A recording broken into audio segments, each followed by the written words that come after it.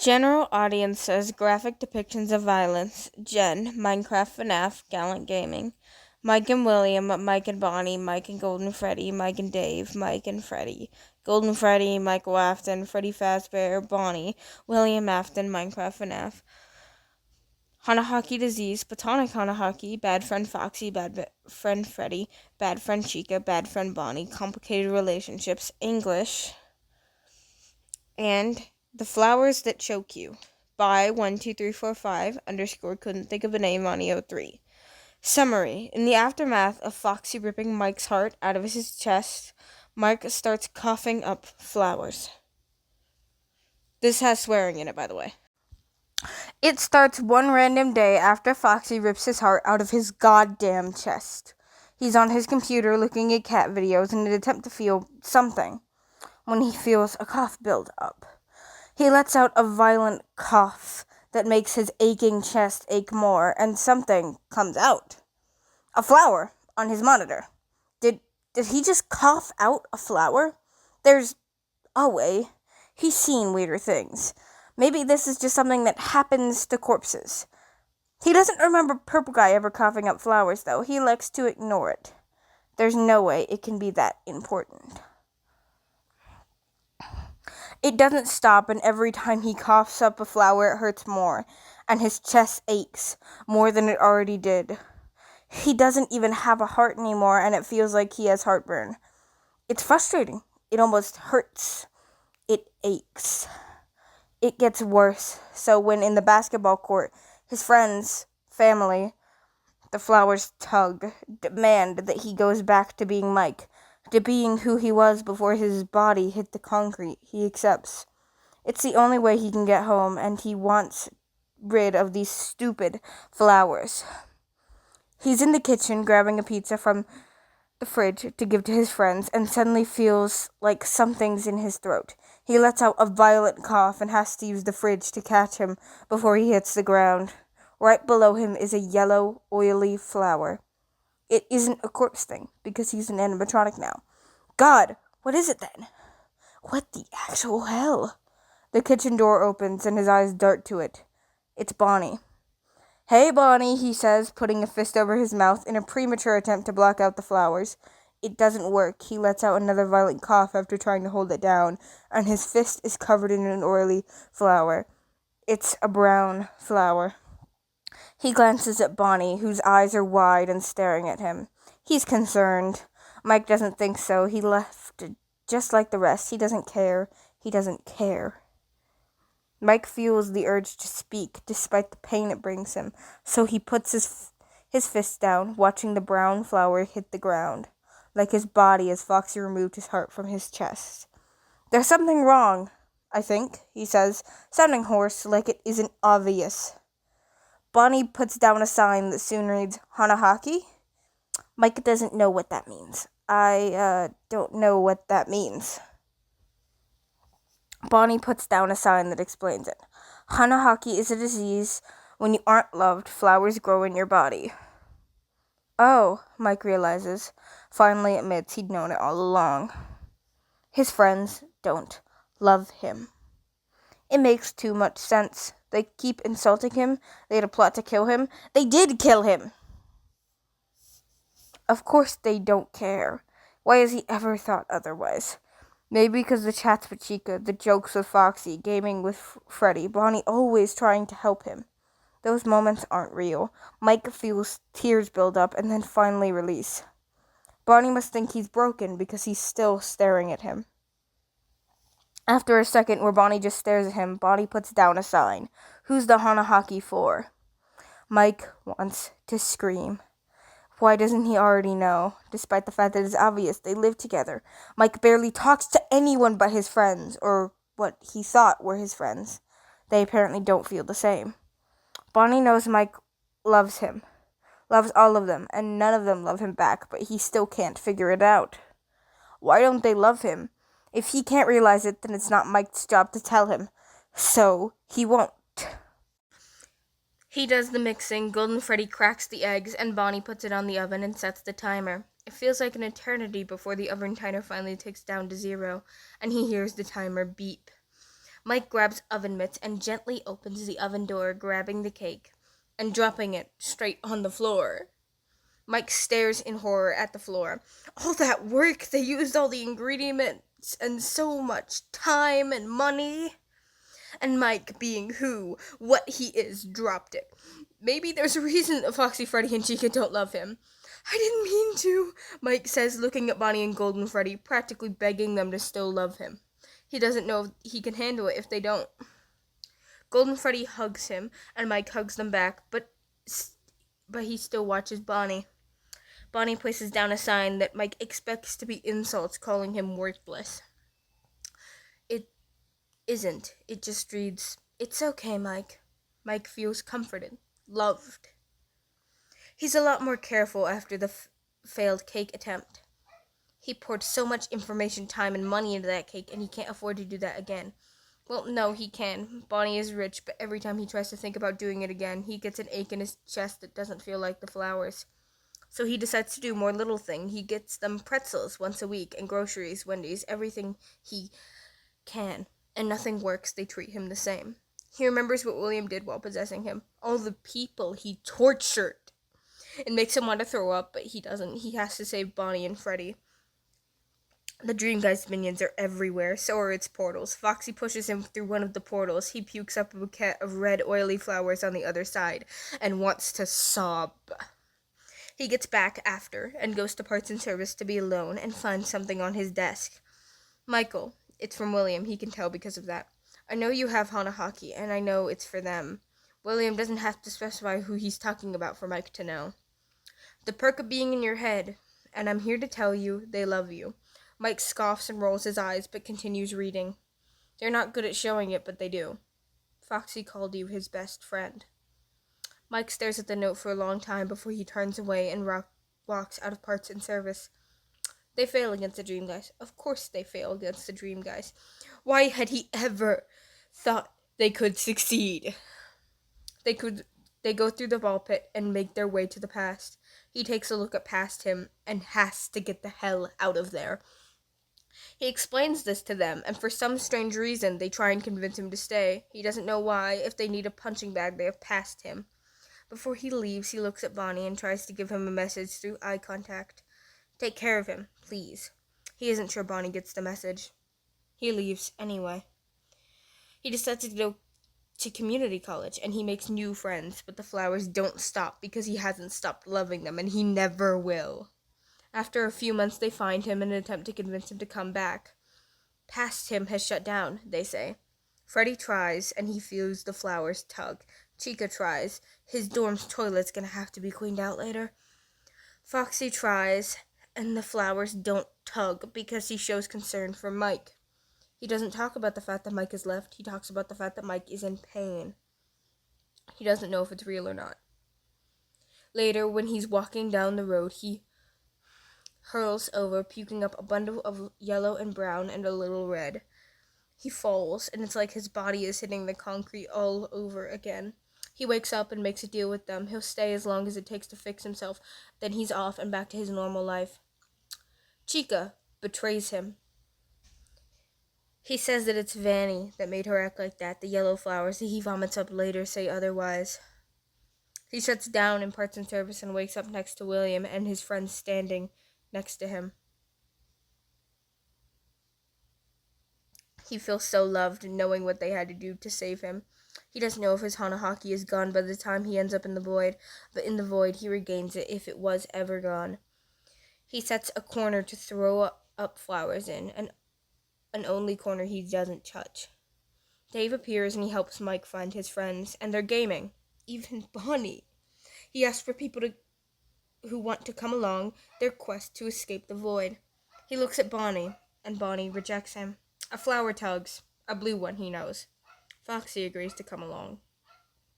The 17 years he spends in Timeline 2 are hell, because he still loves them, so he still pukes up flowers. He doesn't know how he was lasting without replacing his parts before, but now every 2 weeks he has to. It's expensive. He spends half the Pizzaplex budget on it. So he snaps and decides to just steal the parts he needs. He and Dave argue. Dave compares him to William, and it feels like being stabbed. He asks Freddy to help them defeat William. Freddy says no. He has to enlist the help of Circus Baby instead and bring her to Timeline 2. She and him are split up at one point, and he pukes up a brown flower and a purple flower. He doesn't know who that one's for. He gets a flash of the sign Bonnie put down years ago. Flower meanings. When Dreadbear and Circus Baby enter the room, he's Googling purple flowers and their meanings.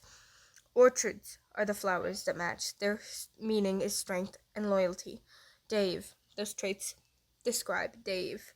The loyalty isn't to Mike, but to this timeline's William. The orchids mean that any love, care that Dave had for him is gone.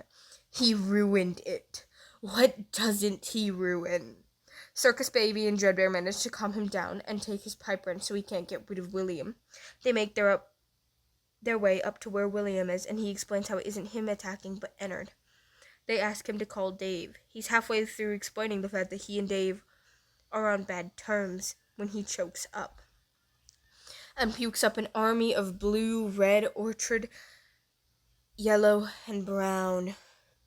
Everyone in the room stares at him. You still have Hanahaki? William questions. Dreadbear and Circus Baby turn their eyes to William, which makes him feel a little better. What's Hanahaki? Dreadbear asks. William sighs. It's a disease. You love someone or someone's, and you think they don't love you back. So flowers start to grow in your organs. Or in Michael's case, parts. How do we get rid of it? Circus Baby asks. They either have to make it known they reciprocate, or Mike has to stop loving them. It's fine, Mike says, taking a step away from the flowers he's going to have to clean up later. I've had Hanahaki for 17 years. I can deal with it. He expects it to end at that. It should end at that. But stares of horror meet him. How are you alive? William asked. When I was in your head, I replaced your parts.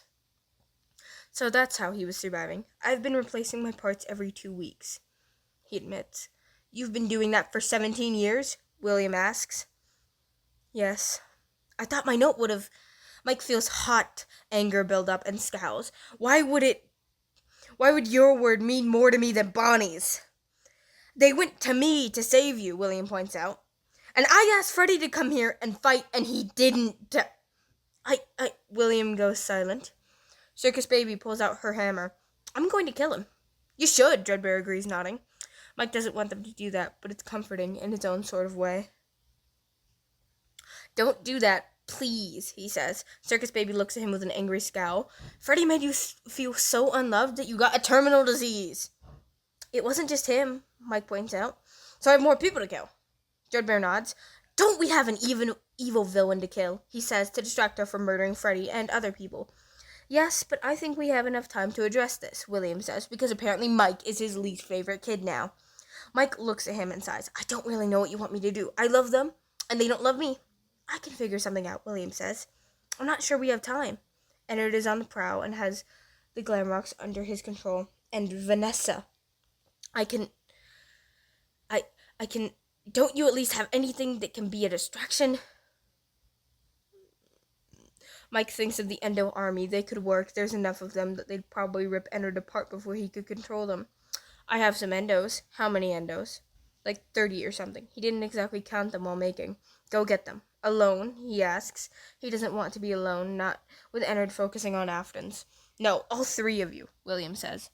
Mike feels a lot of relief at that. He, Dreadbear, and Circus Baby leave the makeshift parts and service room, and the moment they're out of William's earshot, Dreadbear pipes up. So how does dying by flowers feel? He asks, laughing as he says it. Bad, he says, which is obvious. I spent like half the Pizzaplex budget on myself. Circus Baby looks around, then stares at him. That's a lot of money. Why didn't you just steal the parts? Dreadbear asked. I'd already spent half the Pizzaplex budget on myself before I thought to do that. They end up in the office, and Circus Baby looks around. Where's your Endo army? There's a button to get at them, he explains, and presses said button. They make their way to the Endo room and power them on, letting them loose. In the Pizzaplex, of course, he can't let an army of Endos roam the streets. Not again, anyway. I'm gonna go get pretzels, he says, watching the Endos roam the Pizzaplex, looking for William. Circus Baby looks at him, confusion in her eyes. We need to go back to William. Mike blinks, confused. Why? The threat, the problem, is taken care of. Dreadbear speaks up. To fix your terminal illness, he says, like Dreadbear has ever cared if Mike lived or died. Wait, Ennard's still on the prowl. And Ennard's still on the prowl. I don't think you should be alone. Come on, Mike says as he sits down at a table. The Endos will take care of him, and I'm not alone. I have my creations. Those things don't feel anything. That's fine by me, Mike says. That means they're nice other people. We're staying with you, Circus Baby says firmly. Dreadbear looks at her. Don't I get a say in this? No, Circus Baby says, sitting across from Mike. The Endos find Ennard and rip him to shreds before he can mind control them or destroy them, and that mind controls everyone he had under his control. Then Dave visits. I don't forgive you, is the first thing Dave says to him, and Orchard tugs. I know. He throws up an Orchard. Dave stares at him with wide eyes. You have Hanahaki? Of course Dave knows what Hanahaki is. Trust Mike's luck. Yeah, he admits, and before he can assure Dave that it's being dealt with, that he doesn't have to pretend to give a damn, Dave interrupts him. Did I do this to you? Dave questions with panicked eyes. I've had Hanahaki for years. Dave looks less panicked and more confused. The orchards happen to be new. He knows it's a mistake to admit it, but Dave's sad expression is what makes him wish he had never said it. The orchards are for me? Mike reluctantly nods. I'm sorry, I didn't mean... Mike sighs. You don't need to pretend to care about me. Dave doesn't care. Not anymore, at least. I'm not, Dave claims, sounding almost confused, but that couldn't be. I care about you, Mike, Dave lies. The orchard's trying to put me down. Tell a different story. The orchards don't mean I don't care. They mean you think I don't. That's what Bonnie said to him all those years ago, and what William said. But Bonnie was just trying to comfort him, and William had been in his head when that happened, and had decided to go along with it. Why does this disease care about what I feel? He asks. Dave shrugs. I don't know. It just does, Dave yells. Mike has to do some research. He rushes to his office and searches up the term Hanahaki on the premature internet. Hanahaki, the feeling of being so unloved that your body tries to kill you. It thinks death will be a mercy. It does not require the other person or people to not love you, but for you to be convinced that they don't. Oh, he says audibly. So his friends actually did love him. They just made him feel so unloved that his body tried to kill itself. Dave loves him. He just assumed after the fight. It's worse, he says with a humorous chuckle. It's not like his old friends could have made them love him. That wouldn't have been their fault, but they did love him. They just treated him terribly. Dave at least had a reason to be mad at him, to make him feel like he didn't care. What did the rest have? The realization hurts more than the Hanahaki. There really wasn't a reason. Him and Dave talk again. He apologizes for his refusal to give Timeline to William a chance to change, and Dave apologizes for comparing him to William. They're friends again. The orchards disappear and slowly do the rest of the flowers, not because he fully believes that they love him, even if he knows it logically, but because his love for Foxy, Freddy, Bonnie, and Chica is dead, buried. He's pretty sure he's cured. He hasn't puked up a flower in a good week, but he has to make sure, so he goes up to the makeshift parts and service and talks to William. It's where the man has been staying lately, and while the relationship is still complicated and he tries to avoid William, they're trying. That's all they can do.